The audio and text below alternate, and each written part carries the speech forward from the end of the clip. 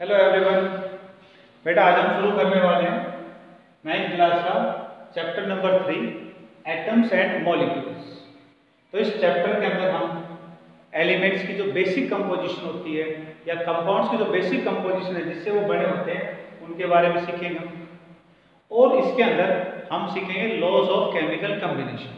तो चैप्टर की शुरुआत है हमारी एटम्स से। What are atoms? एटम्स क्या होते हैं, मॉलिक्यूल क्या होते हैं और इन्हीं के जैसा एक केमिकल स्पीशीज है आयंस। What are these? ये क्या होता है? तो हम शुरू कर रहे हैं atoms. What are atom? Atom क्या है? Atom is the smallest, atom is the smallest part of an element. किसी भी एलिमेंट का सबसे छोटा जो पार्ट हो, सबसे छोटा जो टुकड़ा होता है उसको हम क्या बोलते हैं? एटम बोलते हैं। फॉर एग्जाम्पल, अब एलिमेंट का एक एग्जाम्पल ले लो, जैसे carbon, hydrogen, oxygen, nitrogen, fluorine, या ये तो हो गया हमारे कैसे नॉन मेटल्स, गैसेज हो गए। अब आप मेटल्स में आ जाओ, जैसे gold, silver, platinum, copper, zinc, ये हो गए, दे आर मेटल्स। तो ये बेटा क्या है? ये एलिमेंट है। इस तरह के हमारे पीरियोडिक टेबल के अंदर लगभग 118 एलिमेंट्स होते हैं और हर एलिमेंट को जब तोड़ा जाता है, उसको छोटे छोटे टुकड़ों में तोड़ा जाता है, तो सबसे छोटा जो पार्ट उसका बनेगा वो क्या बनेगा? Atom. That is known as atom. तो एटम क्या हुआ? किसी भी एलिमेंट का एक सबसे छोटा पार्ट है, ये एलिमेंट है। Next point is molecule. Molecule क्या होते हैं? मॉलिक्यूल में क्या होगा? व्हेन, कब? व्हेन टू और more than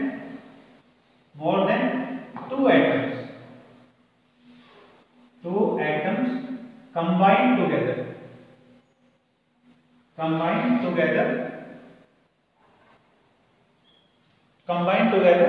to form a chemical species। मतलब वो कोई केमिकली वो कोई चीज बने।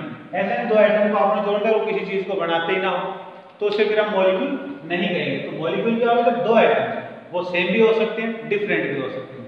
फॉर एग्जांपल, अब देखो दो एटम सेम टाइप के जुड़ रहे हैं, तो ऑक्सीजन प्लस ऑक्सीजन दोनों जुड़ गए तो क्या बन गया? O2 बना। हाइड्रोजन प्लस हाइड्रोजन, ये दो एटम जुड़े तो क्या बन गया? H2। ऐसे आप देखो phosphorus plus phosphorus plus phosphorus plus phosphorus, यहाँ चार एटम जुड़े इसके तो क्या बना? P4 बना। ऐसे 8 एटम्स सल्फर के अगर जुड़ जाएं तो बन जाएगा S8। So what are these? ये सब क्या है? दे आर, क्या है ये सब?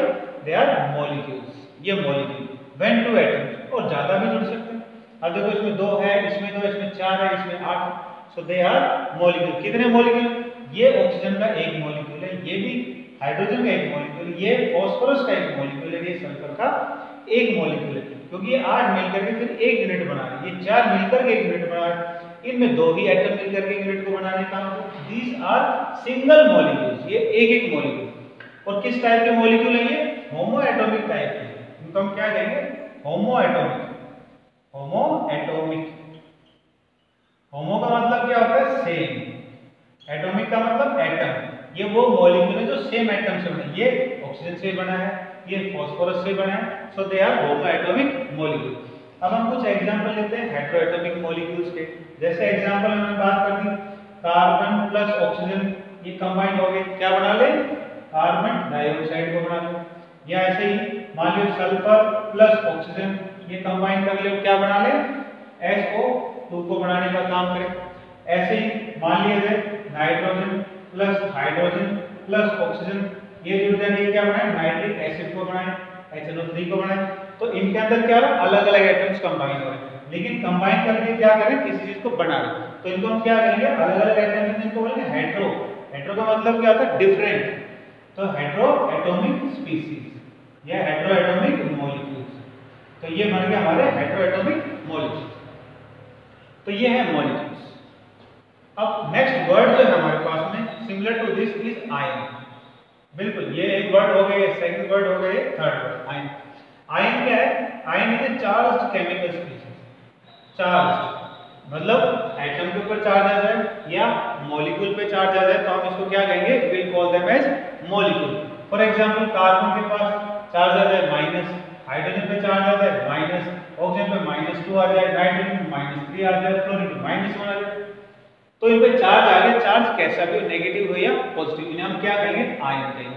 दे आर एटॉमिक आयंस, क्यों, क्योंकि एटम के ऊपर चार्ज है, तो ये क्या हुए, atomic ions, they are atomic ions, ये एटॉमिक आयन। और एटॉमिक आयन किस चार्ज के हैं, नेगेटिव चार्ज के, तो इन्हें हम क्या बोलेंगे, anion, anion, they are N.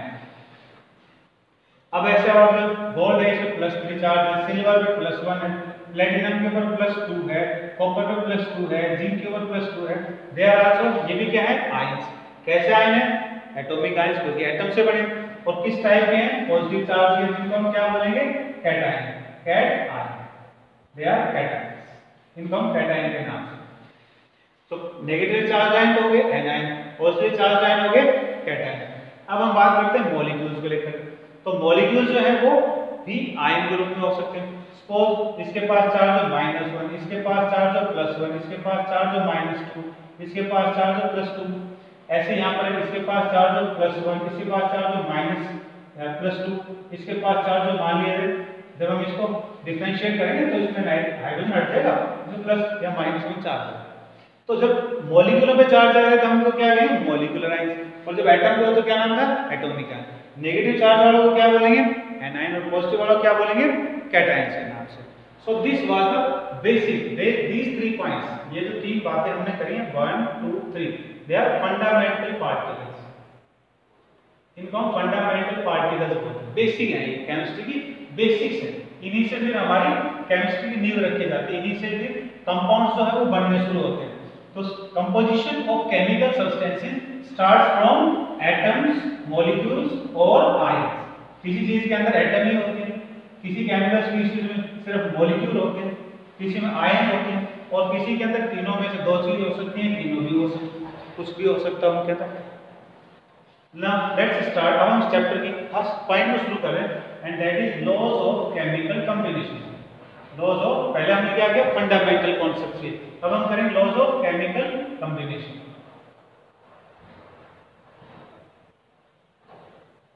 आप लैब के अंदर जब आप जाते हो और लैब में जाकर जब आप रिएक्शन करवाते हो चीजों में, you have the curiosity, you want to know कि हम 2 चीजों को डालेंगे तो क्या चीज बनेगी।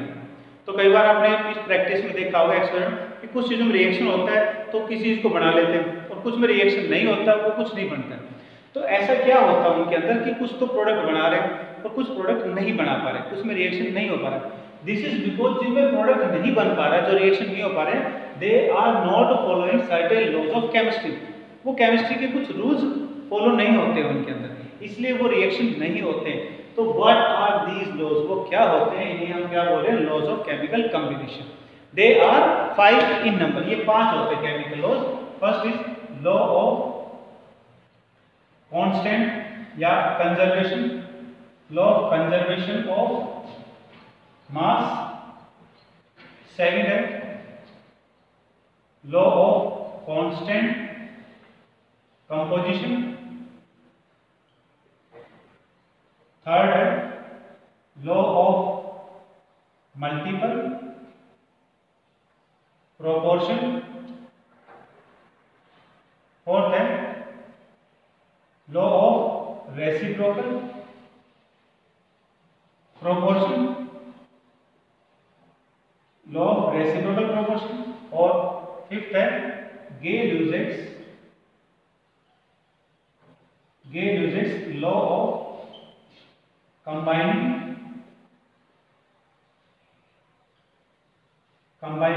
Volumes. So these are the 5 laws. अब हम इन लॉज के डीप में करेंगे, अब हम इन लॉज को जानने की कोशिश करेंगे। तो सबसे पहले हम फर्स्ट लॉ से शुरुआत करेंगे, and the first law is law of conservation of mass. It was proposed by Antoine Lavoisier. किसने बताया था ये, एंटोनी लैवोइजियर ने। एंटोनी लैवोइजियर ने इस लॉ को बताया था, Antoine Lavoisier in 1774। Antoine Lavoisier is also known as father of chemistry, father of chemistry. तब आपको ये अगली बार याद हो, who is the father of chemistry, Antoine Lavoisier. Antoine Lavoisier ने ये फर्स्ट लॉ प्रपोज किया था, क्या नाम है इसका, law of conservation of mass. And what is according to this law, इस लॉ में क्या बताया गया, इस लॉ में बताया गया कि जब दो केमिकल कंपाउंड्स रिएक्ट करते हैं तो उनका टोटल वेट हमेशा उनके द्वारा बनने वाले प्रोडक्टों के टोटल वेट के बराबर होगा। यानी कि एक एग्जांपल ले लेते हैं, फिर हम इसके डेफिनेशन को करेंगे। For example NaOH sodium hydroxide plus लिया हमने सल्फ्यूरिक एसिड, इनके बीच में रिएक्शन होता है और रिएक्शन होकर के किसी कंपाउंड सब्सटेंस को बनाते हैं और वो बनाएंगे Na2SO4 और H2O। तो जो चीजें रिएक्ट कर रही हैं, जिनमें रिएक्शन हो रहा है, जिनके बॉन्ड बन रहे हैं और टूट रहे हैं, इनको बोलते हैं, we call them as reactant. ये रिएक्टेंट होते हैं। तो इस रिएक्शन के अंदर कितने रिएक्टेंट है, दो रिएक्टेंट है। किसी रिएक्शन में एक रिएक्टेंट भी हो सकता है, किसी में ज्यादा भी रिएक्टेंट हो सकता है। फॉर एग्जांपल CaCO2, इस रिएक्शन के अंदर हमने एक ही रिएक्टेंट लिया, तो इनमें रिएक्शन होगा, रिएक्टेंटों में रिएक्शन होगा। जो रिएक्शन है उसे हम एरो से दिखाते हैं, तो ये रिएक्शन है उसे हमने किससे रिप्रेजेंट किया, एरो से। रिएक्शन को हमने शॉर्ट में लिखा RX। और रिएक्टेंटों में रिएक्शन से जो नई चीज बन रही है, इनको हम बोलते हैं, भी बोलते हैं प्रोडक्ट्स। तो क्या कर रहे हैं, प्रोडक्ट को बनाने। तो रिएक्टेंट क्या है, जिनमें रिएक्शन हो रहा है, जिनको आपने डाला है रिएक्शन करने, वो रिएक्टेंट है। और उनके बीच में रिएक्शन होने जो चीज बन रही है, उनको हम क्या कहेंगे, प्रोडक्ट। प्रोडक्ट जैसे रिएक्टेंट एक भी हो सकता है, दो भी हो सकता है, ज्यादा भी हो सकते हैं। ऐसे प्रोडक्ट है, प्रोडक्ट भी एक हो सकता है, दो हो सकता है या ज्यादा हो सकते हैं। जैसे अब सेकंड एग्जांपल हमारे पास कैल्शियम कार्बोनेट। इस कैल्शियम कार्बोनेट को हम हीट करते हैं, हीट का निशान होता है ट्रायंगल। तो इसको जब आप हीट करोगे तो ये बनाएगा CaO प्लस CO2। तो ये क्या है, रिएक्टेंट है इस रिएक्शन का, और ये इसके प्रोडक्ट। अब हम आ जाते हैं डेफिनेशन के ऊपर। डेफिनेशन बताया, जब रिएक्टेंटों में रिएक्शन होगा तो उनका जो टोटल मास होगा, मान लो इसका हो गया 9 ग्राम और इसका मान लिया आपने 4 ग्राम, तो इनका जो टोटल मास होगा, टोटल मास कितना होगा इनका, 14 ग्राम। वो 14 ग्राम प्रोडक्टों के मास के बराबर ही होगा, या रिएक्टेंटों का जो मास होगा उतना ही प्रोडक्टों का मास हो गया, प्रोडक्टों का जितना मास होगा उतना ही रिएक्टेंट होगा। इसलिए क्या है, कंजर्वेशन ऑफ मास। मास क्या रहेगा, कंजर्व रहेगा रिएक्शन, मास कभी कम या ज्यादा नहीं होगा रिएक्शन। नाउ सपोज मान लिया है इसका तो वेट है 8 ग्राम, तो प्रोडक्ट बनी उसमें एक चीज का तो वेट हो गया 8 ग्राम। अब आपसे पूछा जाए, मान लिया कि दूसरा जो प्रोडक्ट है उसका वेट कितना होगा, तो जिसका वेट आपको निकालना उसका आप मान लो x। अब आपको इतना तो पता है according to law of conservation mass कि टोटल इनका जो वेट होगा वो इनके टोटल वेट के बराबर होगा। इसका मतलब क्या होगा, 14 is equal to x plus 8 को यहाँ ट्रांसफर करोगे, you will have the value of x। So in this way you will be able to calculate such questions in from your book। आपकी बुक में ऐसे न्यूमेरिकल्स दे रखे हैं, ऐसे जो क्वेश्चंस हैं उनका हम बोलते हैं न्यूमेरिकल्स। जिनमें कैलकुलेशन का काम आ जाता है उनका हम बोलते हैं न्यूमेरिकल्स। मैथ वाले क्वेश्चन जो बन जाते हैं known as numerical. So you can solve such numericals. आपको प्रॉब्लम उसके अंदर ये आएगी कि आपको फॉर्मूले कंपाउंड्स के नहीं पता होंगे, क्वेश्चन के अंदर नाम दे रखा होगा, जैसे sodium carbonate react with ethyl hydroxide to form and so, इस तरह से कोई चीज बता है। तो when in case you do not know the formula, जब आपको उनके फॉर्मूला का नहीं पता है तो आप उनके नाम को लिखो। जैसे सोडियम हाइड्रोक्साइड, तो आप लिखो सोडियम हाइड्रोक्साइड, रिएक्ट विद का मतलब प्लस, विद जिससे रिएक्शन कर रहा है तो सल्फ्यूरिक एसिड, तो पूरा नाम लिखो सल्फ्यूरिक एसिड। रिएक्शन होकर जो बना उसमें एरो बना दिया, और जो प्रोडक्ट उनके भी नाम लिख दो। फिर उनके नीचे उनके वेट दे रखे होते हैं आपको, वेट्स आर आल्सो मेंशन, वो उनके नीचे लिख दो, बीच में प्लस और प्लस लगा दो, लाइक दैट। ऐसे उनमें करो, जिसका वेट भी दे रखा है उसका आप x मान लो। Use your simple math and calculate the unknown mass. तो ये हुआ हमारे पास law of conservation of mass. Next law is law of constant composition. Second law है हमारे पास लॉ ऑफ कांस्टेंट, दूसरा नाम भी होता है कांस्टेंट का definite composition. Law of constant और डेफिनेट कंपोजिशन। इस लॉ में ये बताया कि जब दो रिएक्टेंट आपस में जुड़ जाए, या दो केमिकल स्पीशीज आपस में जुड़ जाए, या दो एटम्स कम से कम आपस में जुड़ जाए, दो से ज्यादा जुड़ सकते हैं, और जुड़कर के जब किसी चीज को बनाए, तो जो चीज बन रही है, जो कंपाउंड बन रहा है, उसके अंदर जो रेशो एटम्स का मिलेगा वो हमेशा कांस्टेंट होगा, डेफिनेट होगा, फिक्स होगा, कम ज्यादा नहीं हो सकता है, चाहे उस कंपाउंड को हम कहीं से मिलाएं। एक एग्जांपल लेते हैं। For example carbon plus oxygen interact to form carbon dioxide. इसमें दो एलिमेंट्स हैं कार्बन और ऑक्सीजन, इनके एटम्स रिएक्शन करके प्रोडक्ट बना रहे हैं कार्बन डाइऑक्साइड। इस कार्बन डाइऑक्साइड के अंदर कार्बन का और ऑक्सीजन का बाई मास जो रेशो होगा वो हमेशा फिक्स होगा।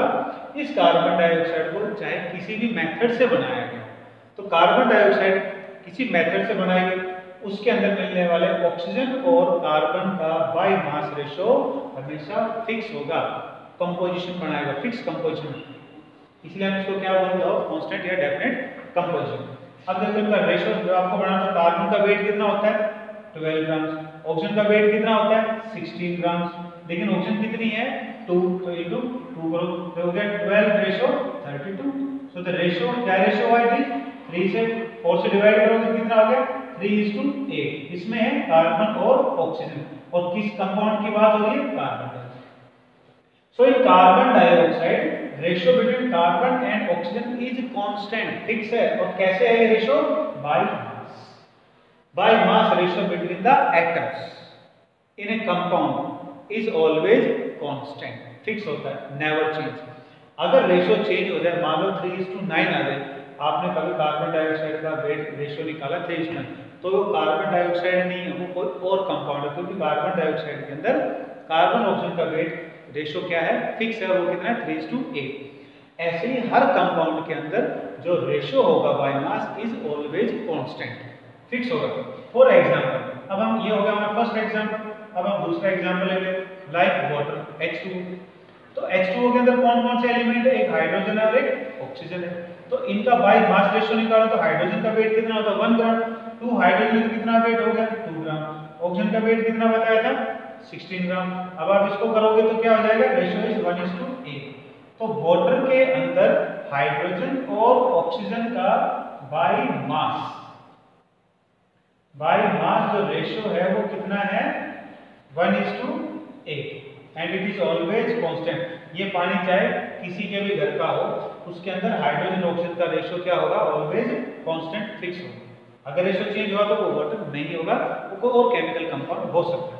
जैसे एग्जांपल में हम इसका रेशो थोड़ा सा फॉर्मूले में चेंज कर दिया, तो ये देखा हुआ H2O2 कर दिया। H2O2 क्या बोलते हैं, हाइड्रोजन पर ऑक्साइड। तो हाइड्रोजन का वेट कितना हो गया 2 ग्राम, ऑक्सीजन का कितना हो जाएगा, 2 ऑक्सीजन हो गए 32, तो यहाँ रेशो कितना हो जाएगा 1:16। तो अब रेशो कितना और देखो पहले कितना था 1:8, अब कितना 1:16। तो रेशो चेंज होते कंपाउंड भी चेंज हो गए, ये वाटर था, ये हाइड्रोजन पर oxide. So, according to law of constant या definite proportion, the ratio between the components of a compound, the ratio by mass between the atoms of a compound is always constant, fix होता है, never changes.